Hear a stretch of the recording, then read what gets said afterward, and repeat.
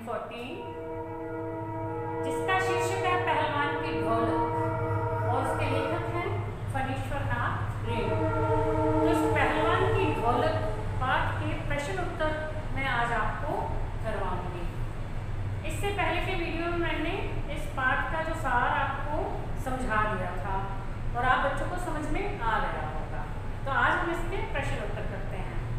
तो चलो शुरू करते हैं। प्रश्न नंबर 1, कुश्ती के समय ढोल की आवाज तथा लुट्टन के गांव पेच में क्या तालमेल था? यानी जब वो ढोल बजता था तो उस ढोल में जो अलग अलग आवाजें निकालते हैं, अलग अलग तरह से बजाते हैं, उसी के अनुसार वो जो है कुश्ती लड़ता था।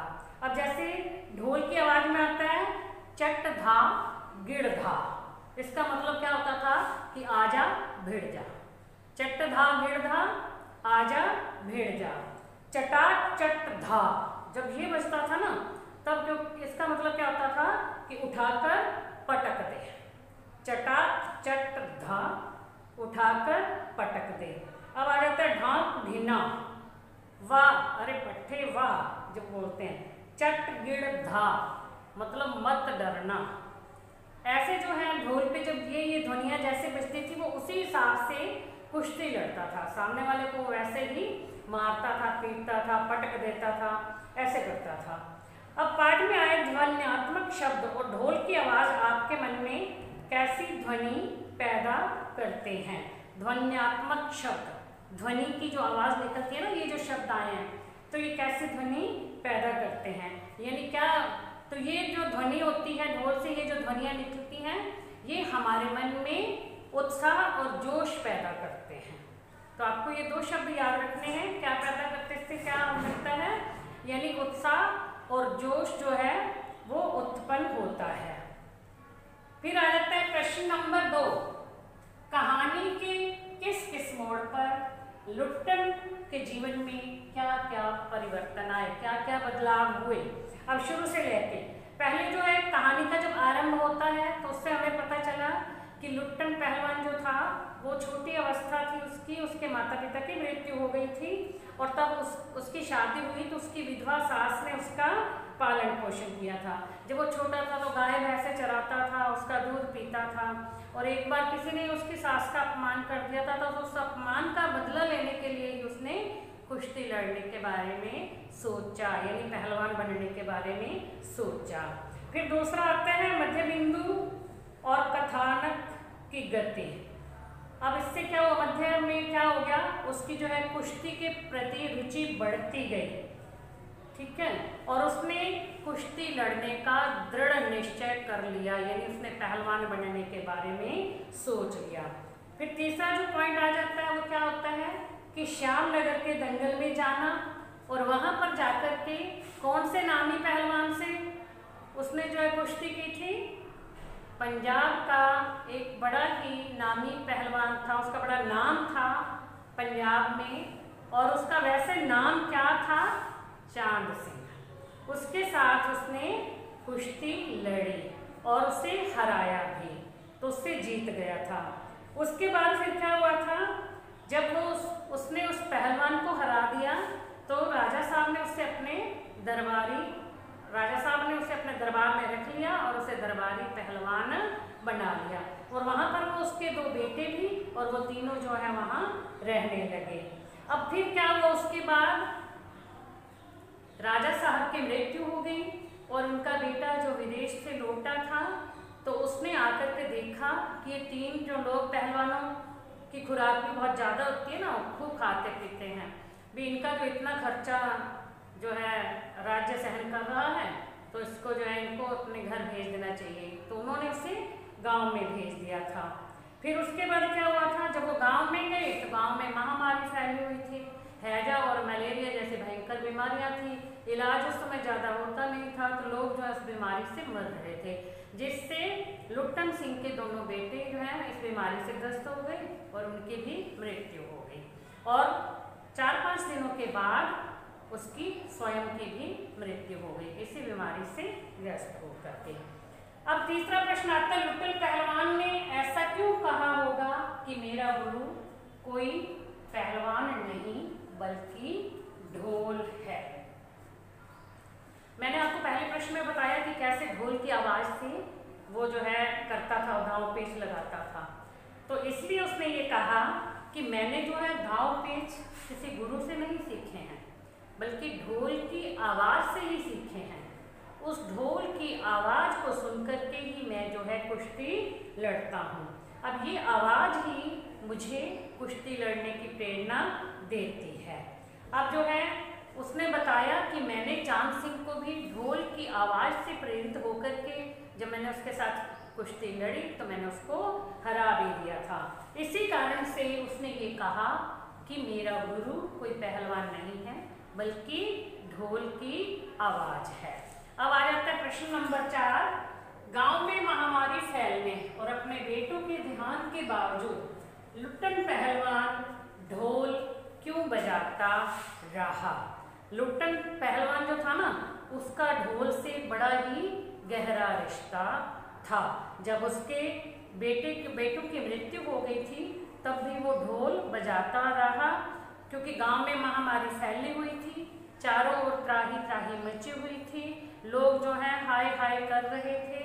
और ऐसे में ढोल की आवाज को सुनकर के उन लोगों में जीने की तथा बीमारी से संघर्ष करने की प्रेरणा जगती थी। तो इसीलिए जो था, इसी सन्नाटे को दूर करने के लिए, लोगों में उत्साह और जोश भरने के लिए लुट्टन पहलवान जो है गांव में महामारी फैलने के बावजूद भी लगातार ढोल बजाता रहता था। अब अगला प्रश्न आता है, ढोलक की आवाज का पूरे गांव पर क्या असर होता था? अब जो है वही गांव में महामारी फैली हुई थी, लोग जो है हैजा और आदि की बीमारी से जो है ग्रस्त थे, तो उसमें जो है हाय तौबा करते रहते थे। और पहलवान की ढोलक की जब आवाज़ सुनते थे तो उन लोगों में जो है थोड़ा सा उत्साह का संचार होता था, थोड़े समय के लिए वो अपने दुख को भूल जाते थे। और इसलिए जो थे ढोलक की आवाज़ से उनमें जीने की प्रेरणा होती थी, प्रेरणा मिलती थी, और उनमें जो मृत्यु का डर बैठा हुआ होता था वो डर थोड़े समय के लिए दूर हो जाता था, यानी उससे भूल जाते थे और वो निर्भय हो जाते थे एक बार थोड़े समय के लिए बस।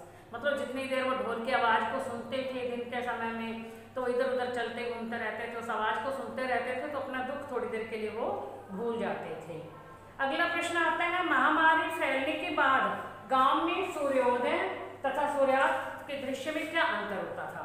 यानी जब महामारी फैली हुई है तो गांव में सुबह होती, जब दिन के समय में लोग कैसे रहते थे, और जब सूर्यास्त हो जाता था यानी रात हो जाती थी तब कैसा होता था? जब सूर्योदय होता था तो लोगों में कुछ साहस भर आता था, सब लोग जो है अपने अपने घरों से बाहर निकलते थे, चाहे कराहते हुए ही निकलते थे। ऐसी बात नहीं है कि वो बड़े खुश हो जाते थे और बाहर आके काम करने लग जाते थे, ऐसा नहीं है। तो जैसे ही सूर्योदय होता था लोगों में साहस भर जाता था, वो अपने घर से बाहर निकल जाते थे, बाहर निकल के पास पड़ोस वालों से या अपने जान पहचान वालों से मिलते थे, आपस में कोई बातचीत करते थे। तो इस तरह से तो थोड़े समय के लिए अपने दुख को भूल जाते थे, और जो है एक दूसरे को बातचीत करते थे, एक दूसरे को सांत्वना भी देते थे, क्योंकि बीमार तो सभी थे, ठीक है। कोई ऐसा कोई होगा जो नहीं बीमार होगा तो एक दूसरे को मतलब वो धैर्य बंधाते थे। लेकिन जैसे ही सूर्यास्त होता था तो सब लोग जो है वापस से अपने अपने झोंपड़ियों में चले जाते थे। रात के समय में वो जो कराहते थे, हाय हाय करते रहते थे, कोई उल्टियाँ करते थे, तो कैसी कैसी आवाज़ें आती रहती थी, और चारों तरफ जो है रात का सन्नाटा छा जाता था। तो इस तरह से अब क्या गांव में सूर्योदय और सूर्यास्त के दृश्य में यानी यही अंतर था। अब अगला प्रश्न आ जाता है जो मैं आपको बुक में से पढ़कर सुनाती हूँ। कुश्ती का दंगल पहले लोगों तथा राजाओं का प्रिय शौक हुआ करता था। पहलवानों को राजा एवं लोगों के द्वारा विशेष सम्मान दिया जाता था। ये पंक्ति आई है, इसमें अब इन्होंने पूछा कि ऐसी स्थिति अब क्यों नहीं है? क्यों नहीं है?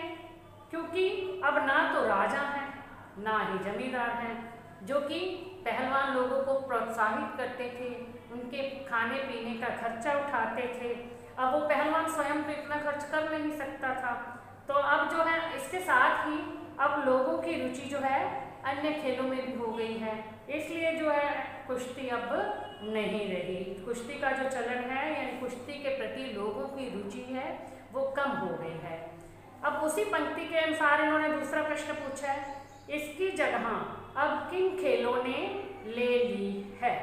अब क्या है कि कुश्ती अधिक लोकप्रिय नहीं रहा, ठीक है। कुश्ती जो है अब लोगों में इतनी प्रिय नहीं है, लोग इस पे इतना इंटरेस्ट नहीं लेते, इससे चाव से नहीं खेलते हैं। अब इसका स्थान अन्य खेलों ने ले लिया है। अब वो बहुत से खेल हैं, हॉकी, फुटबॉल, वॉलीबॉल, टेनिस आदि खेल खेले जाते हैं और इनमें सबसे जो मेन खेल है, जो सबसे प्रिय खेल है वो है क्रिकेट। आज लोग जो हैं क्रिकेट का खेल बहुत पसंद करते हैं। अब तीसरा इन्होंने ये पूछा है कि कुश्ती को फिर से प्रिय खेल बनाने के लिए क्या क्या कार्य किए जा सकते हैं।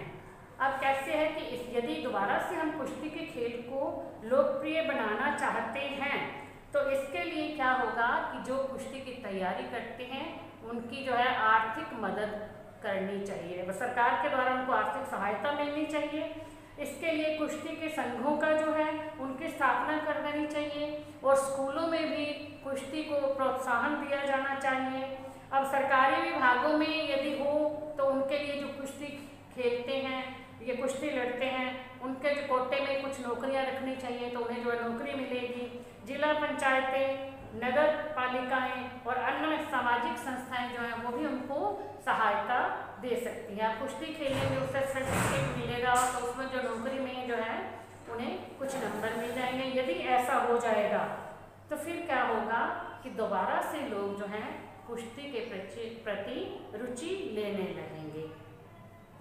तो अब आपको ये इतने जो मैंने प्रश्न समझा दिए हैं ये आपको समझ में आ जाएंगे। यदि आप वीडियो ध्यान से देखोगे तो आप समझ जाओगे और इन्हें जो है आप थोड़ा याद भी कर लेना। इससे अपनी भाषा में, अपने शब्दों में, अपनी वर्डिंग में जैसे भी मतलब फेर बदल करके आप कर सकते हो। तो ठीक है, आपको जो है ये प्रश्न उत्तर समझ में आ गए होंगे। धन्यवाद।